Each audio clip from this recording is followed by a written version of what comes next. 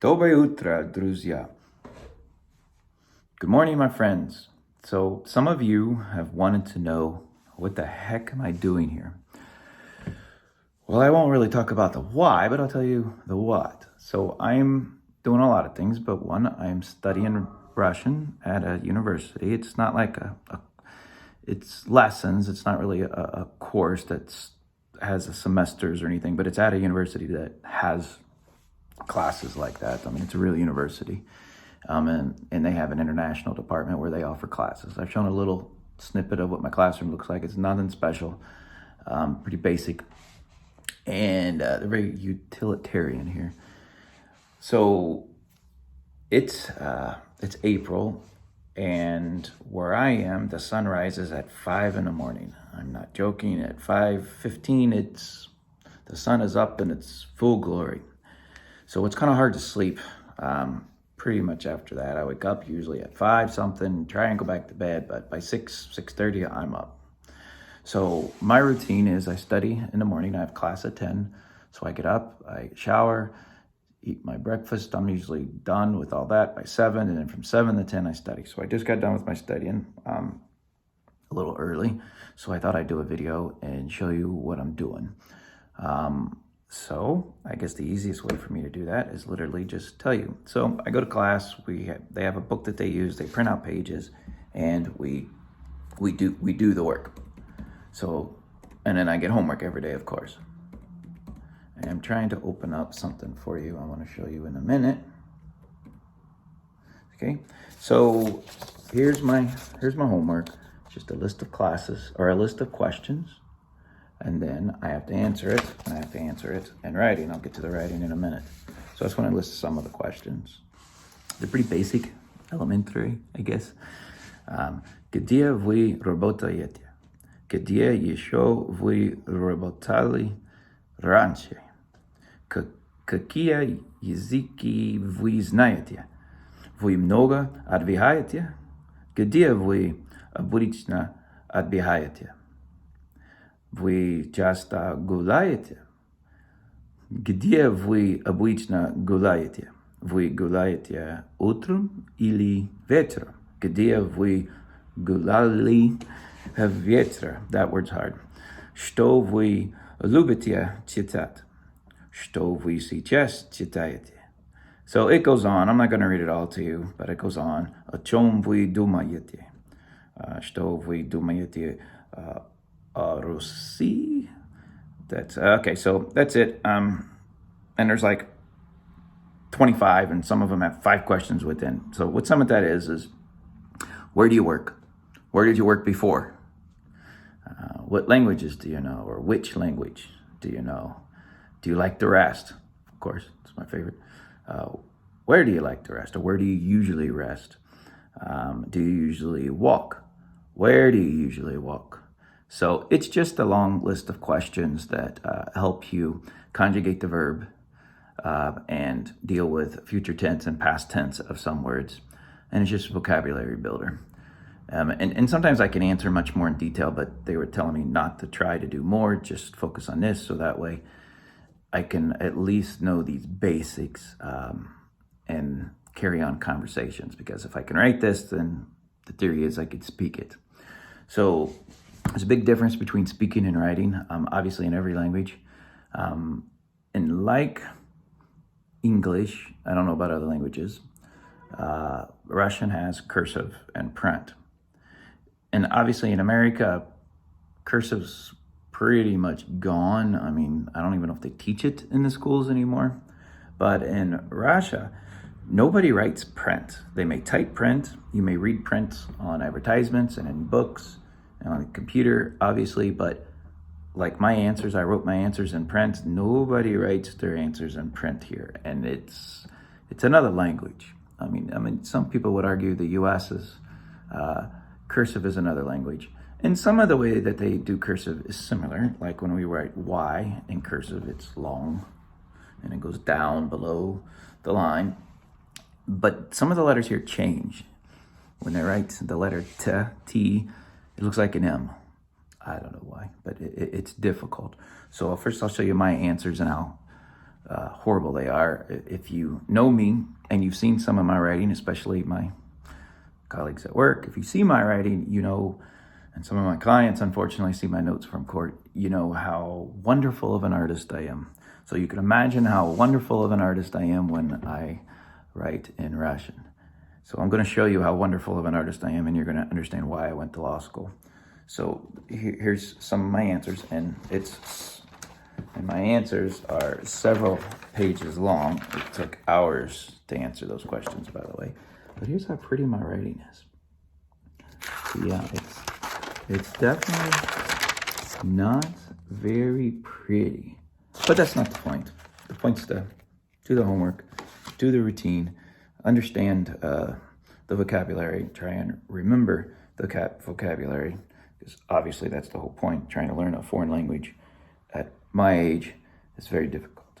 Очень трудно. So it's hard. So I wanted to show you just a little snip of what Russian cursive looks like and why I'm not even going to attempt to learn how to do it. Maybe later, but it's very difficult. And I think I might be able to learn how to write it, but then I won't be able to read what I write. I mean, it's really weird. So here is just a little snippet of what a Russian cursive looks like. And yeah, those are different letters. To me, it's all the same. So that's why I'm not going to try and learn cursive. So my routine is I do what I just said, and there's other questions that they do. We do just like any other, I think, teaching. We do a little synopsis. They tell a story, but of course they tell the story and they leave the verbs unconjugated. And then they read the story. As you read the story, you have to conjugate the verbs. And then at the bottom, they just ask basic questions. Like elementary school. What color was the shirt he was wearing? Those really silly things. But in that sentence, what color shirt was he wearing? You deal with past tense, you deal with colors, of course, and you deal with verbs. So, I mean, it's in Russian, the verbs are conjugated different ways. He said, she said, they said. Well, actually, he and she is the same, but he said, they said, I said. Hold on, I'm saying that wrong. Past tense is a little different. Past tense is just male, female, plural. But he says, or he works, they work, I work. It's different. And then you work. Then they've got a formal way of to say it. If you talk to your teachers or somebody, you use a different form. So it's got a lot. So I do my homework. Class starts at 10, which is in about 35 minutes. And then classes until about 1. And then I usually have a break. Office opens about 3:30 Russian time, 8:30 American time. So I usually get to wherever I'm going to work by 3 o'clock. Yesterday I worked at a cafe most of the day. The internet's better there. The internet here is horrible. I have a SIM card for one of my laptops and I have a SIM card on my phone, and then I share it with my other laptop. So I have 3 different sources, and I use all 3 sources. I'll have my phone to check my emails, my Teams messages, and then my laptop with the SIM card. I remote access into my computer at home, and then I use the other laptop to do things that aren't America related, like if I want to watch TV or if I want to download some documents. I'll download documents and have, when I do my court hearings, I'll have my documents up on that laptop because after I download it, I don't need the internet and I don't have to worry about the internet flickering while I'm on court Zoom. So it's kind of an interesting setup, but it works. So I work until about 10 or 11 at night. It's not quite full 8 hours, but it's about 3-4 o'clock Indiana time, and I just can't do it anymore. My eyes start to flicker and shake, and it just gets blurry. I'm just tired. I can't do it anymore. I start to make errors, and I start to get mad at everything I'm doing. So I usually just stop working about 10 or so. And so far, it's worked out. To be honest, sometimes I do more here than I would do there because I get distracted pretty easily there. And here, you make your mind up, this block hours are going to work, and there's nobody here, especially if I work here in my dormitory apartment. then no one bothers me because there's absolutely nobody here. It's only myself bothering myself in my apartment in Moscow. It's not too bad. I get more distracted because it's my home. I have different rooms. It's just different. I do get a little more distracted there. And coffee shops, I like better for the same reasons everyone would. There's just people going on. I have conversations with people, those kind of things. So that's my routine. And I will tell you a little story. So last night, I came back from the coffee shop, and I needed to do some more work when I got here, but it was night, and I wanted to buy some vegetables, which I believe is ovochet. So I wanted to get some vegetables, and there was literally a vegetable store. So I went in, and it was, and most people don't know this, but Russia is a really mixed population. They are not Anglo-Saxon, old Viking, blonde-haired, blue-eyed people. I would say 40% of the people here have some kind of Muslim background, Uzbekistan, Tatar. It's a lot more brown people here than what most people think. And it's very interesting. So I went to the shop, and he was from Turkey. And one of his helpers was from Kazakhstan, and a customer was from Uzbekistan. And they had lots of seeds and nuts, so it's kind of a nationality store, so people know to go there. And so I was in there, and he spoke somewhat English. I was speaking a little bit of Russian. Obviously, I sound like the biggest tourist in the world.